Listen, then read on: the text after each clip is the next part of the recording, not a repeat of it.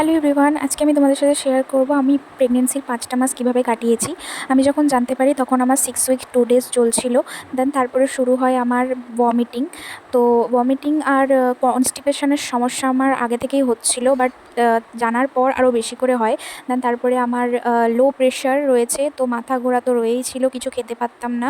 পরপর 3টে মাস আমি কিচ্ছু খেতে পারিনি, মোটামুটি 4th মান্থ অবধি আমি কিচ্ছু খেতে পারিনি। তারপর আমি 5th মান্থে পড়ার পরেই আমার 5th মান্থ ফার্স্ট উইকেই আমারকে গ্যাসের ব্যথার জন্য নার্সিংহোমে ভর্তি করতে হয়। দেন তারপরে সেখান থেকে সুস্থ হয়ে বাড়ি আসি, আমার বেবি একদম ঠিক আছে।